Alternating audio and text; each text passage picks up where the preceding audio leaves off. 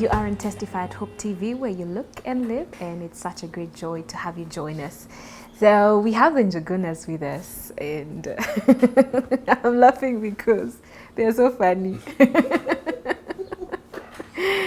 They have an interesting story and things that God has brought them through, and we left it at a point of the wedding. Yeah. And you say there's like a story also behind. Right. Tell us about the story. I think let her start, so that it would be better that way. Sure. Because she's the one who suffered the most in the story. Yeah. When we were now planning for the wedding, something happened. Our dad, now his dad, akapata accident ya mitungi, and because he was diabetic ikamgwara sana. Saa hiyo already tushapanga kila kitu, harusi I think ilikuwa 1 month too. We have already arranged everything, nyumbani wamekuja. Sasa ikafika sasa ni kuleta, ilikuwa imebaki sasa yeye kuja kuleta the dowry. So tumeshapanga because wakati wali visit they planned everything, and kwa sababu hakukuwa na waste time, kwa sababu hakuna ati mambo ya pre-wedding ati nini, so we fixed the dates mpaka za wedding, tukaprintisha mpaka cards, everything. And God was stretching my faith that time. Because I had the notion that I'm now getting married to a rich guy. Huyu paka amekuja na pesa ya harusi. Huyu pesa ako nayo. Anakutreat. Where he works in a big institution, so he has all the money to treat me.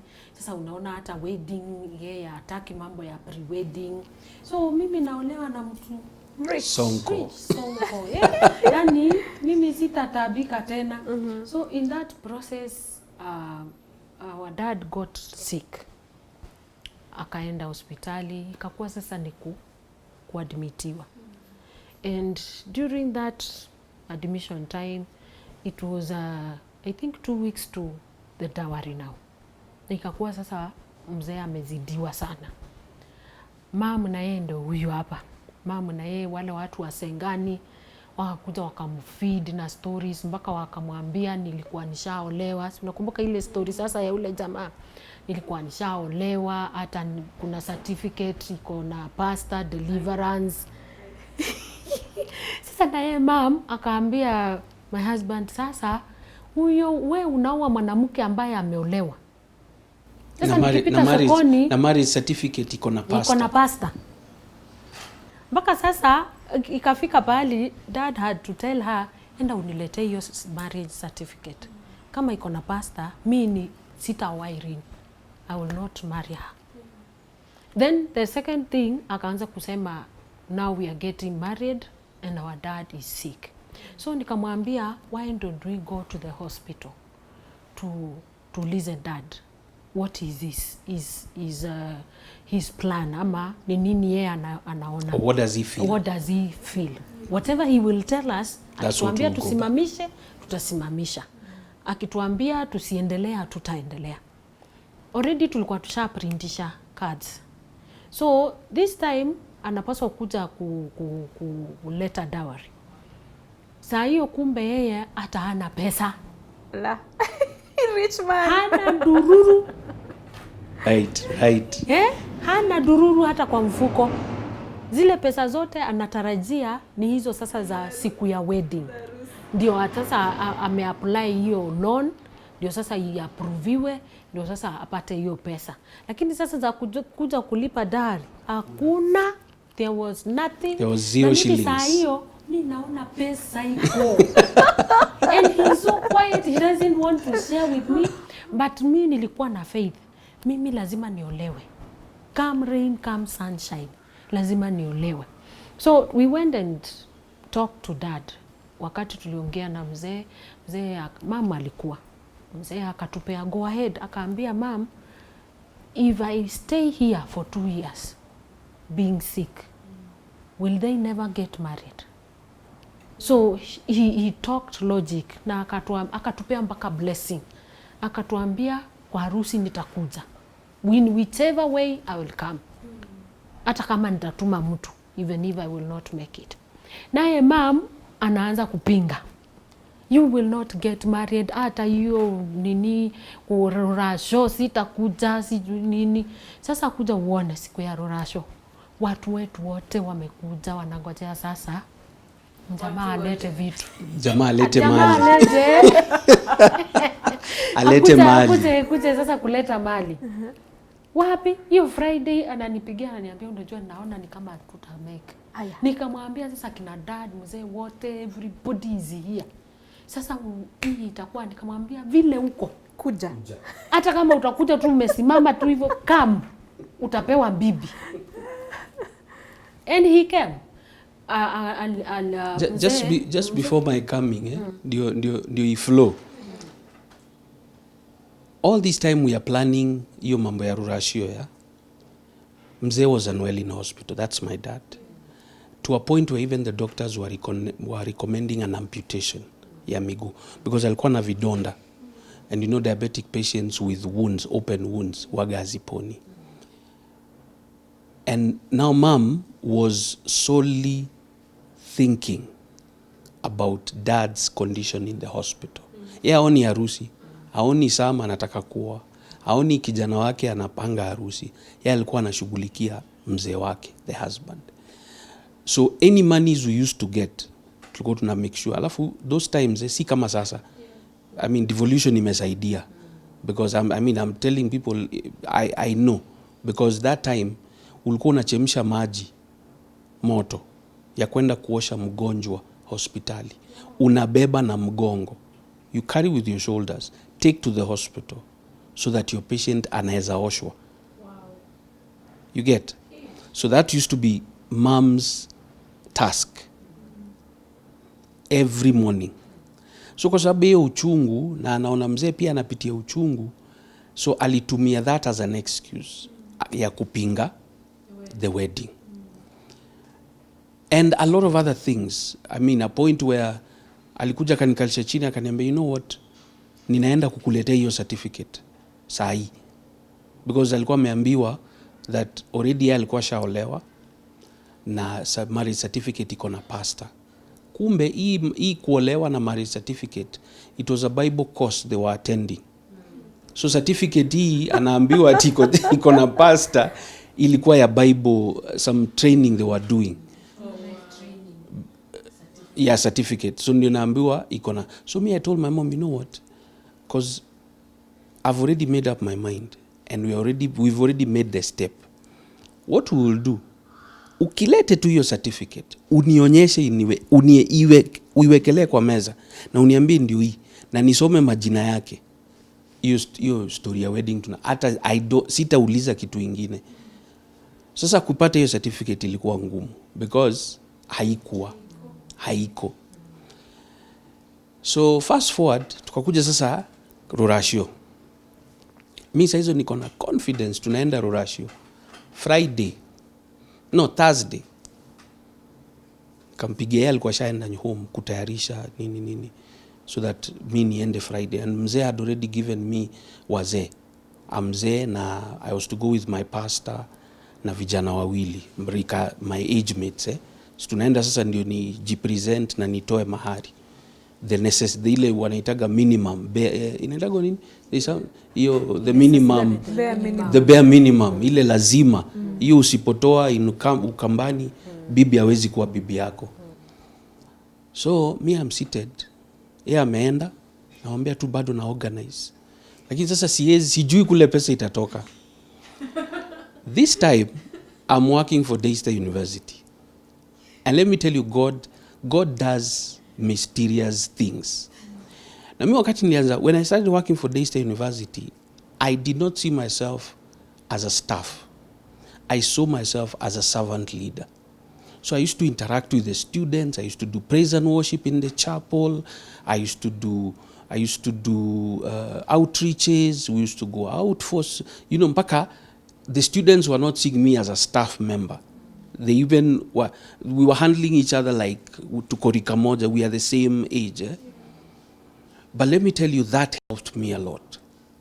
because kadi za harusi mtu tu some guy alikuwa anafanya outreach hapo ya HIV na AIDS, alikuja akaniambia, you know what, Sam, you're getting married here, na kutengenezea kadi free of charge.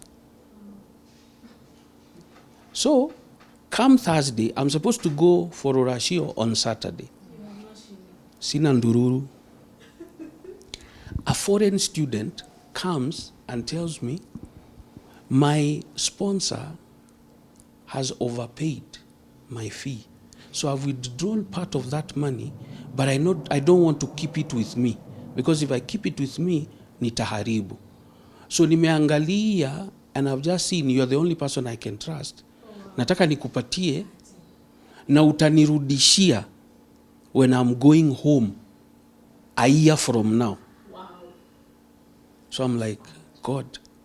So nikamuuliza pesa iko wapi? Niambia iko kwa room, naenda kulete. So nikamwambia okay fine. Akakuja. I was given a bahasha. The amount of money that was in that bahasha catered for her ratio. Wow.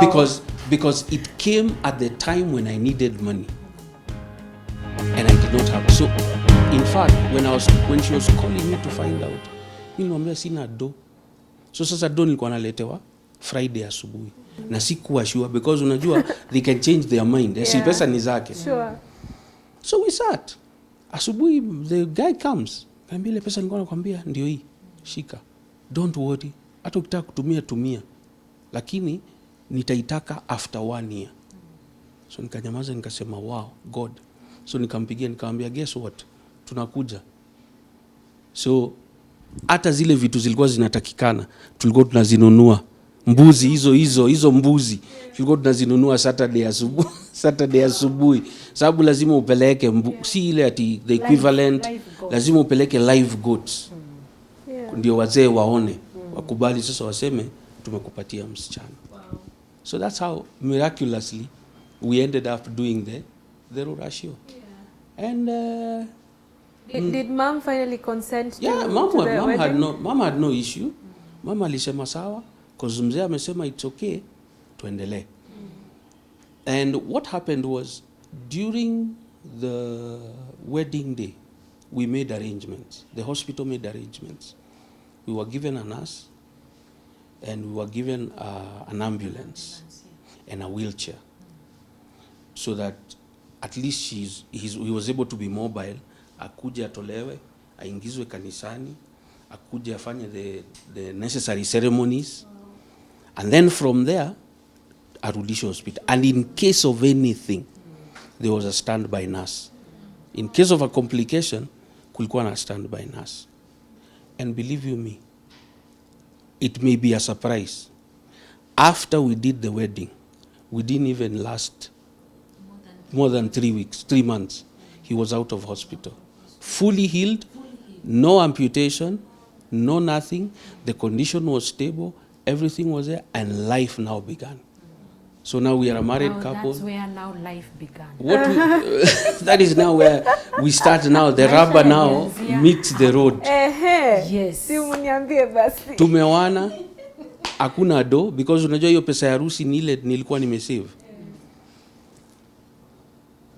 Check yenye nilikuwa nipewe, I was supposed to be given a week to the wedding. A guy simply decides kukalia check. Ni pesa yangu na harusi. Loan. Ile pesa. Pesa ya harusi. Jamaa kakalia do na akanyamaza na akapotea na akajipa shughuli na akaenda. We were like, what? Nikakuja. I followed through the office channels, nini. I got who was in charge na nikapata. I was getting the check on Friday. Wedding near Saturday. So I had to run up and down, make sure the check is made open, so that Saturday morning naenda kuipresent tu kwa counter, napewa pesa cash. No, Friday, sorry. I was given on a Thursday, na wedding ni ya Saturday. Na jamaa, si ati everything was okay. Ye kazi yake tu ilikuwa tu kusign, nipewe. Hata keki alienda kununua kwa shop. Keki tulianza kununua kwa duka.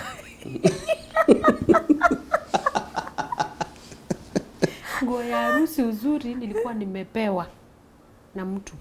Alikuwa ameolewa. So nayo ilioshwa hiyo Friday. Kwa sababu hakukuwa na time. Na hakukuwa. But every time I was confessing, tukiwa na huyo msichana anaitwa Irene, we used to laugh. Namwambia Irene, unajua nini? Saturday imagine ninaolewa. Na kila mtu ako ready anakuja. Wacha sasa Saturday ifike. Si already tumefanya now the other shoppings on Friday. Magari hakuna. Za kubeba watu. Sina hata gari ya kunibeba. Hatuna gari hata moja. Gari Saturday sasa asubuhi. tulilipa ile Wow. ya kubeba The wazazi. wedding day. Ile ya kubeba wazazi. Aya Sengani wakanipea basi ya shule. Alafu sasa kulikuwa na mwalimu akanipea kagari kadogo. Mwenye sasa alikuwa anauliza saa yote kwani uole wangu, alikuwa amesoea akasema siku yenye kama ni kweli uko na harusi nitaweka hiyo gari full tank na nitakuletea. So he could not believe that cha ukweli harusi ya Irene imefika. So hiyo siku ya wedding asubuhi si ndio naenda kutengenezwa sasa salon very early in the morning. Mimi sina gari, sina. Dadi saa hiyo ananiambia kuna gari nilikuwa nimeoda ya ilikuwa Prado ama nini, kuna gari zinakuja. Saa hiyo hakuna gari. Oi. Wote wamekataa kuchukua simu. Watu wamejifunga simu. Those by friends wale walikuwa I didn't care. Mimi nikaenda salon. Nikaenda nikatengeneza. Walikuwa wamenyamaza. Nobody was picking my call. Best man ndiye ananipigia cause yeye alikuwa anatoka Nairobi. Ananiambia by the way na yeye alikuwa na gari. Ninakuja na this time nakuja na gari yangu. So nikamwambia okay fine. So nikamwambia by the way guess what? Hakuna gari nimeona hapa. So we are going to use your gari yako whichever way. Either iende bibi harusi irudi alafu ikuje inichukue irudi hivyo. Oh my goodness. Alafu sasa sasa nikitengenezwa kwa hiyo salon, that lady was my friend. Sasa akaniambia kuna rafiki yake alikuwa amekuja, wamefika hiyo asubuhi, wamekuja harusi yangu sasa. And the guy had a brand new car. Alikuwa anafanya na Smith Klein Bicham. The guy alikuwa na gari mpya kabisa, ilikuwa poa na alikuja na wazungu. Wao wanakuja harusi yangu. Unaonanga ile unakutana na mtu ile you have that good rapport, ni rafiki tu. Sasa akasema wakati alikuja nikauliza Esther, basi anaweza nibeba kwa harusi kwa sababu gari yake ni mpya na sijui tunaweza incorporate. Naambia acha nimuongeleshe. And the guy came. When he came, kuja nikamuuliza, si unaweza nibeba kama bibi harusi? Sasa hiyo ni Saturday asubuhi. Yes, asubuhi. Alafu tukutafutie nini? Tukutafutie at least kitu kadogo, fuel na kitu kadogo. Akaniambia you will give me nothing. I will be proud to carry bibi harusi. Oh wow. Kwanza anauliza zinapamiwa. Na saa hiyo sasa akauliza sasa zinapakiwa wapi na decorations zinafanywa. Alikuwa gari ya kwanza. Yeye ndiye alikuwa wa kwanza kufika. Wow. See how God works. Amen. Kitu ikiwa ya Mungu. Me, I'm telling you, God puts things in place even without your knowledge. Sasa si yangu tumemaliza. Home at least tulikuwa tumelipa hiyo Friday. Tulikuwa tumetumia watu nyumbani pesa ya matatu. Ile gari yao ya kubeba watu wa nyumbani wote kwetu. Sasa kina mama kwenye tu harusi iko ndiko kina mama wako. Alafu sasa kulikuwa na hii gari ya shule, ili nilikuwa nimepewa bus. So hiyo ilikuwa inabeba side nyingine. Na tukapanga na mambo na kuambia ile mlolongo ya magari ilikuwa hapo. Si kuamini. Yaani hata si tulihesabu gari mpaka zikafika 10. Zote zikiwa decorate na ujui zimetoka wapi. Yaani God alipanga akapanga kila kitu ikaingiana. Wow. Harusi ikafanyika. Then now from there tukaanza maisha. Little did we know. Now it's time to begin. That's when the rubber meets the road. Wow. All right. The rubber meets the road. And we take a short break. Then we'll be right back to find out what happened. Yeah. There's a lot more we are yet to hear. Sindio? We'll be right back. Stay with us.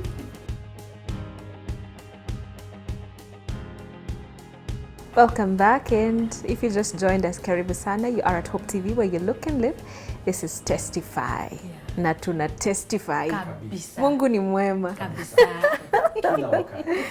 After the wedding, the rubber now meets the road. What is this about? Tell me the story.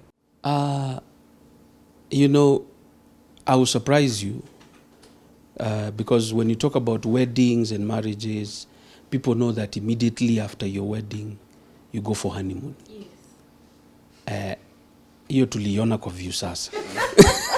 It was a hand-off story. By the way, because we had spent literally all the money we had spent kabisa. So there was nothing like planning for a honeymoon or going to for honeymoon. I think our best couple, and I really honor them. I really respect them, and I really treasure them wherever they are. Mr. and Mrs. Muteti, they are people who they did not give us a hard time. They said actually they being a teacher, my teacher, it was like a blessing having him being my best man and with the wife, together with the wife, or rather being our best couple. So they paid for a night in some hotel in Nairobi, and that's how we disappeared from the wedding scene and got ourselves into quote unquote a small honeymoon here in Nairobi somewhere. For a night. For a night. Na hiyo ikaishia hapo. And now life began. Because it's when you realize that marriage is a task, and a very noble task. And it's not like the way people just take things lightly, where it's a glass of water, you fill water, drink it, and you're done, and that is it. There's a lot that comes into play. One, me am a Kikuyu, she's Kamba. We're coming from two different angles of life. She's grown up with a life that is down, tough, and you expect, of course, those reactions. I would say my life was a bit average, but still it had its own share of challenges. But at the same time, when we got together, we did not know that this is where life now actually begins. And we got our fair share of challenges, because I think we were like 2 months into the wedding.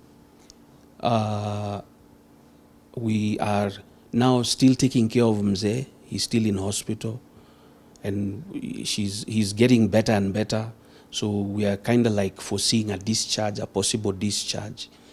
So basically what happens is that one Saturday, tumetoka Hosi, Mimi, my mom, my sister. Now we are going to the house, because I'd already moved her, before we got married, I'd already moved her to a bigger house, because I knew now eventually we're going to start living together. So tumetoka Hosi, tukasema tupitie kwa nyumba, at least my sister na mom wakule lunch, so that now I release them now to go home, and then we now plan for the next day. My sister had traveled all the way from Nakuru. Tumeketi tu, we were just seated, and we were just doing our meal and having some good time. A woman just walks in and says, "I've come to collect the stuff that my son left in this house." Oh, wow. So I'm like, what? I'm sitting right here, feeling her standing. So I'm like, what? What is happening? Ni nini kinatendeka? So we're looking at each other and we're like, Who is this? Who is this? Where is she from? Which son? Which son? And how is the son related to us? Any of us. To any of us? Oh, wow. So we're like, hey, Mama, okay, cool down kidogo, because one, in Kikuyu. So mi nikamwambia, okay mom, you know what? So amekuja mingi. Wapi huyo? So now what we realized is when she mentioned the name. So we realized either this lady is in the wrong house or she's mistaken. So akasema, wapi mwenye hapa? So nikamwambia, mimi ndio mwenye hapa, si I'm the husband of the house. I'm the man of the house. Hapana, the lady. So yeye alikuwa kitchen. So akatokea, ndio huyu. So I'm like, So we're like, okay. Tukamwambia mama, sasa tulia kidogo, we need to gear this story because you're talking to us. Number one, her name is not what you said. She's Irene. Wewe umemention another name hatujui. So akasema, so akaambiwa na my mom in Kikuyu, tulia, utuambie now the whole story. Mimi ndio mama ya kijana. So at least ukituambia, now my sister is there. Ukituambia the story, we will know whether it makes sense ama whether what you're actually asking for is genuine. So the lady akafunguka. Akasema, this lady came to me in the company of her friend, and my son told me that she's the one he's going to marry. So we were like, huh? You get shocked. You're like, what? And everything my son has bought, alikuja siku moja akachukua na akalete hapa. So nimekuja kuzichukua. So we're like, ai. So we're looking at each other, we're like, by the way, hii ni story hata atujui, we don't know. Sasa hiyo ametukanwa, ameitwa majina. So we're like, hebu ngoja. So we sat down and said, by the way, so my mom is like now trying to confirm ile story alikuwa ameambiwa hapo nyuma ya marriage na certificate. So my mom is like, hebu ngoja tujue. So mama akaambia, mama, you know what? Number one, hao watu walifanya harusi just the other day. Na wakati pastor alisimama pale, aliuliza kama kuna mtu ana swali anaweza pinga aongee. Lakini sasa wewe umekuja saa hii, hatutakuelewa. So what you do, enda uripoti kwa polisi na ukuje na OB number na vitu kama hizo, then now we'll be able now to take the law from there. Because now from there we'll be able now to understand the whole story. So I think the lady kind of like got convicted. Akasema, by the way, she's not the one. Ni friend yake. Wow. So now at least we went like, the way you're like, at least now pressure ikaenda chini. So we're like, so she's not the one. Okay. So how do we help you now? Because probably yule mtu unatafuta labda ni friend yake. So akatuelezea. Kumbe ile story ya gari na ule friend yake alikuwa anaitwa Faith. I think you can remember. Yeah. Tukaenda Matungulu, then tukarudi tena Nairobi. Sasa story ile. Sasa mama ya huyu kijana ndiyo huyu sasa. Oh. Wow. So she was connecting that vile kwa sababu wale watu huwa wanachezea mama zao wanawaambia this is the woman. Sasa ni mtu tumekutana, unawezaje aenda kuambia your mom ati I'm getting married to this woman. Sasa hiyo hata hanijui, mimi simjui, tumekutana. Wow. So there was nothing. So kumbe mama yeye alichukulia hiyo kitu serious. Sasa when the son now went astray completely because the son was getting a divorce, she thought that ule mwanamke niliambiwa na anafanya Sengani ndio huyo. Sasa wakati na yeye alikuja Sengani akaambiliwa mpaka kwa nyumba. Kwenye naishi. Okay. So now you connect the story. Yeah. Sasa story ikaharibu kila kitu. Sasa ilikuwa iharibu mpaka marriage, iharibu kila kitu. But God is faithful. Amen. Everything was sorted out. Na mwanamke akaenda. Now from there, si mimi huyo nikabeba mimba, mtoto ndo huyo, nikakuja nikazaa.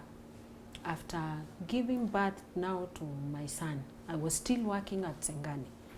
him, he was still at Daystar. 2 years down the line, tukiwa sasa ni, when I'm still, my son was now 2 years. We had a lot of debts. Yani debt, mandeni ya sukari, ya chumvi kwa shop, kwa mama boga. Yani mandeni yalikuwa yametuzingira.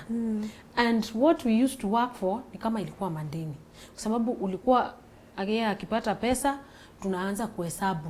Yangu tunakuja tunaweka. So tunalipa zote, tunaanzia zero fresh. tena. Wow. End month. Naanza kukopa tena. Ilikuwa hivyo, ilikuwa sasa cycle ya kukopa. So one day, but what was going on with your money? I mean, We can't- how did you end up with Nobody, we did used to not understand. even know how pesa ilikuwa inapotea aje, yani pesa ilikuwa inatumika aje, but at the back of my mind I was like, I'm married to a rich guy. Yeah. So I must spend. So Hey. lazima nivae nguo mzuri, I tell you. kwangu kukae kuzuri, kukae kwa mfalme. Yeah. Yani it's like I'm competing with someone. Wow. Yeah. Ile show Sure. yani then for, one day Mungu kanyangia mtu break. Mungu alianza kukanyanga break. 2 years now down now the line, Yeah. my husband was sacked. Wow. Akasimamishwa kazi. 2007 I remember very well. Na that time nilikuwa nimechukua loans. Yeah, alikuwa Ya kwa look loan. good. Yes. Si Ya investment. kutengeneza nyumba, kununua Wow. maviti, kununua ma-TV, yani bana, mimi nakwambia God. Akuangalianga anajua wewe, nitakuonyesha how to budget the little that you have. Yeah. So this time my son is 2 years old. So he's still breastfeeding. Niko na wasichana 3 kwa nyumba, nikakuja nilikuwa nimeweka ka shop hapo kwetu. Wasichana 3 walikuwa wapi? Mmoja alikuwa wa shop, mmoja wa kuangalia my son, na mmoja alikuwa my cousin. Alikuwa tunaishi na yeye na alikuwa anafunza shule ya mama. So sasa tuko wangapi hapa? Tuko watu wengi. 5. Yes. Ile pesa yote inauzwa kwa shop, tunakuja jioni nawaambia nyama every day. Nyama. Kula vizuri. Kula vizuri. Jenga mwili. Pesa iko haribu jina, jenga mwili. Where was your voice in this when she's doing all these things? You know the as the man of the house, yeah, you want the best for your family. So you don't feel a bit, I mean, it's after all, it's my family it's my wife who's yende anakula, mtoinde anakula. So why should I start asking funny questions, you know? Ati niliacha pesa kiasi fulani, mbona imeisha haraka, you know? And I mean, You'd feel nice that of course, I'm providing. I'm the provider, The you know. ego is puffed up. Exactly. And the man is known to be the provider. So my ego iko huko juu, and I'm like, yes, I'm the man. So I'm not even asking questions. But when now, all along, by the way, we were married, we are still serving. Yes, kwanza powerfully. I mean, we would stand with the pastor, we would pay house rent yake, we would pay rent ya church, we would buy equipment, generator, Oh my God. cordless. I remember I bought cordless mics for my pastor. 4 of them. Cash. Nilitoka job nikakuja, and alikuwa anaenda Bible study. Nikamwambia, because I won't make it, niko na appointment pahali, I'll meet you in town. I went into a shop, bought cordless mics. Nikamwambia, wewe enda uchape huduma nazo. Because me, my heart was ile roho safi, ya my heart was, now when I got to God, ilikuwa Mungu, hakuna kitu ingine. So even atile kwanza kuuliza ati kwa nini una spend dough, why are you spending all the, and me Sini, she's my wife, she's my sweetheart, you know. Yes. So what else do you need to ask? But little did I know that I was doing the wrong thing. I was making my job the provider and not making God the provider. So because I knew I had a good job, it was a steady income. I was able. I mean, I was able to to use my pay slip to go into a bank and pick a loan. So life was okay. Life was fine. And I was busy also serving God. So hakuna kitu ilikuwa inaenda mbaya. Why? I get this. I mean, I get a firing, and I'm told to go home. That's when now, 2007. That's when now everything now went like, wah, down, upside down. Upside down. Because nyumba tulikuwa tunaishi ya 3,500 then uko sasa uko kwetu. And mimi nilikuwa kwa sababu already nilikuwa nakatwa loan ya harusi because I had already ongezea something. So nilikuwa nalipwa hiyo 3,500. Kuna msichana wa kazi wawili kwanza kwa sababu kuna ule wa shop na kuna ule wa mtoto. Sasa kuja uone my husband has been sacked. That at the same time mimi nilikuwa nimechukua hata loan za Shylock. Mama alikuwa huko shule. Sasa tumesainiana nini loan kila pahali. And that time because I felt ni kama sijashika Mungu vizuri. I used to feel ni kama kuna pahali penye hapana kuna kitu. Because he used to wake up very early in the morning. Ana hata ananiombea. Sasa hiyo akiomba mimi nimelala hata siwezi jisikia. I never used to, yani ile kuomba ni maombi yenye nilikuwa sasa naomba ni ile Father thank you because sasa niko na kila kitu. Niko na husband, niko na pesa, tunaishi poa, maisha ni poa, niko na shop, niko na kazi. Yani I used to look at all those things na nika relax. Na nikajua wacha maisha iendelee. So one day Mungu akaleta wake up call. He came home with a letter. Kaniambia here is the letter. I've been sacked. Nimepewa inaitangwa forced leave. Unpaid leave. Kufanywa investigations. Then sasa nikajua my husband kwisha. Maneno kaput. Saa hiyo maisha inataka pesa. Ile sasa ile class tulikuwa tumejiweka. Kuja uone. Mimi nimebaki nikireceive ile pesa niko nayo.